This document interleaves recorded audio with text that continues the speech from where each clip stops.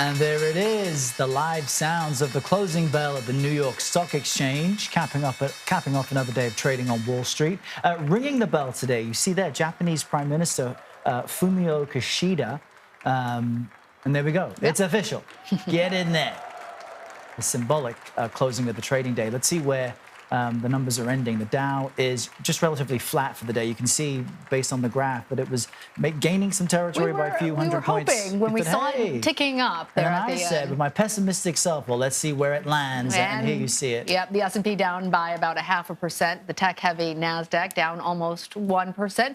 But compared to yesterday, that is much better. Of course, investors are still digesting the Federal Reserve's decision to raise interest rates by 3/4 of a basis percentage point. And Chris Campbell joins us now. He's the chief policy strategist at Kroll Institute. Hey there, Chris. Good to have you with us. So the Fed's rate hike was expected, but I have been hearing that R word more now than even before, for a long period of time. That's recession. Should Americans be bracing for a longer period of pessimism on Wall Street? Yeah, look, on this point specifically, I take Chairman Powell at his word. Before joining Kroll, I was Assistant Secretary of U.S. Treasury, where I was able to work with Chairman Powell at the time. And Chairman Powell, when he last spoke, last time he spoke, not the most recent time, is he suggested that pain is on the way, and I really believe that Americans actually should start preparing for that pain.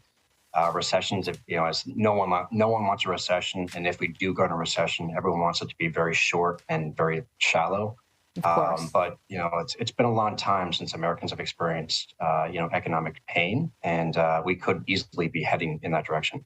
And a lot of people are making a lot of new decisions now today based on the dot plot, which is part of what the Fed kind of estimates and forecasts for the fall. Explain what that is and why it really cements this opinion that, look, things will be difficult here in the short term, and what can any of us really do about that? Yeah, Alex, the dot plots is a survey, effectively, of really smart people who have make an educated guess as to what the Federal Reserve is going to do and perhaps what the economy is going to do. The dot plot has been right at times and has been really wrong at times. So I would caution people from following it too closely, but it certainly is something interesting to talk about. It seems to indicate that there is a general consensus that we're going into recession, that the Federal Reserve will continue to raise interest rates. And if inflation doesn't abate, we could be heading into some really significantly difficult times, stuff that we don't like talking about, but things like stagflation, which we last saw in the United States in the 1970s. So it can be very sticky and very, very troubling. And so, and unfortunately, it's both inflation and high interest rates are borne by Americans who can afford it least.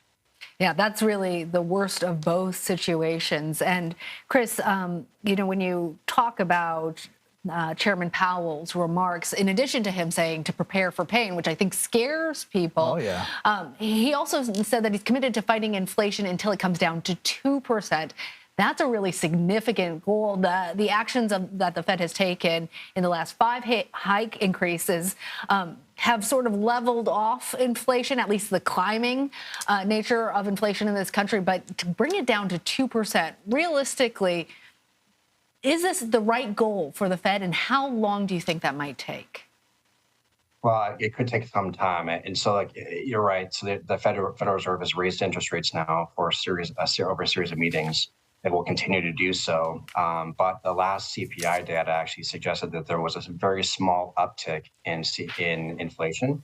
And so, and kind of unpacking this for viewers, inflation actually is higher in almost every category except energy. And so really the reason why energy is not high is because demand has not been significant. We're not creating more energy in the United States. It's just people are driving less. And so if that were to change in any way, inflation, you're going to see a spike again. But food, housing, and almost every category is up across the board. So that 9% number that we're at today, to get to down 2% is going to, as the chairman said, it's going to require pain and significant modifications. It means Americans are going to have to try to, interest rates are going to go so high that Americans are going to stop spending. or our borrowing costs, the costs that they use in their credit cards or mortgages and those kind of things are going to just continue to skyrocket until spending behavior starts changing in the United States, thereby readjusting the cost of things we pay for, which we call inflation.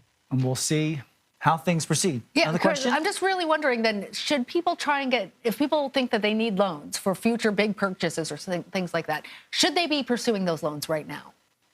It's not going to get any better.